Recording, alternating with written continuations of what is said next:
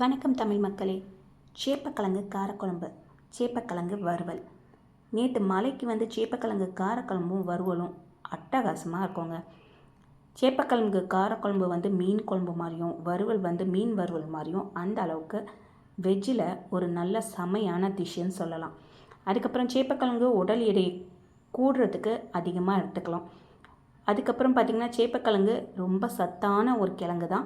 அதனால் வந்து உணவில் அப்பப்போ சேர்த்துக்கிறது ரொம்ப ரொம்ப நல்லது.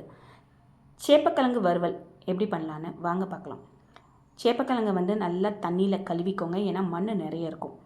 அதுக்கப்புறம் குக்கரில் உப்பு கொஞ்சம் போட்டு ஒரு 4 விசில் விட்டு எடுத்து தோல் உரித்து வச்சுக்கோங்க. வானா வச்சு எண்ணெய் ஊற்றி சேப்பக்கிழங்கை போட்டு நல்லா வந்து வதக்குங்க. உப்பு அப்போ தேவைன்னா கொஞ்சோண்டு போட்டுக்கோங்க. மஞ்சள்தூள் போட்டு நல்லா வதக்கிட்டே இருங்க. புளி தண்ணி கொஞ்சம் கரைச்சி அதில் ஊற்றுங்க.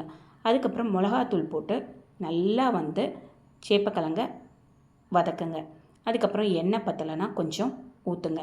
இதில் கொஞ்சோண்டு கார்ன்ஃப்ளவர் மாவு போடுங்க, நல்லா கிறிஸ்பியாக வரும். அதுக்காக நான் வந்து சேப்பக்கிழங்குக்கு கொஞ்சம் கார்ன்ஃப்ளவர் மாவு ஆட் பண்ணுவேன். அதுக்கப்புறம் வந்து நல்லா எண்ணெய் தேவைப்படும் போது அப்பப்போ ஊற்றி நல்லா சிறுந்தியில் வச்சு வதக்கும் போது சேப்பக்கிழங்கு வறுவல் செம்மையாக இருக்கும். கருமை நிறத்துலையும் இருக்கும், கிறிஸ்பியாகவும் இருக்கும். அதுதான் இந்த சேப்பக்கிழங்கு வந்து சிறுந்தியில் வச்சு வதக்கணும். அதுக்கப்புறம் கொஞ்சம் சேப்பக்கிழங்கு வச்சு நான் காரக்குழம்பு வச்சேன். அந்த காரக்குழம்பு வந்து நல்லா வந்து எப்பயும் வைக்கிற மாதிரி வச்சுட்டு அதில் வந்து இந்த சேப்பக்கிழங்கை வந்து கொதித்ததும் போட்டிங்கன்னா நல்லா சேப்பக்கிழங்கு காரக்குழம்பும் சேப்பக்கிழங்கு வறுவலும் சூப்பராக இருக்கும். சேப்பக்கிழங்கு வந்து நார் சத்து உள்ள ஒரு பொருள் தான். இந்த சேப்பக்கிழங்கை வந்து அதிகமாக எடுத்துக்கும் போது நோய் எதிர்ப்பு சக்தி, எலும்பு ஆரோக்கியம், இதய ஆரோக்கியத்தை மேம்படுத்தவும் உதவும்.